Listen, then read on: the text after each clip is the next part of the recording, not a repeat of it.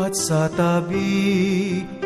tabi nakatayo ng krus nga ni Hesu Kristo. Inanyat kapatid nito't mahal niyang disipulo nangagdalamhati ito. Nang si Jesus ay makita ang dalawa na Maria, kasama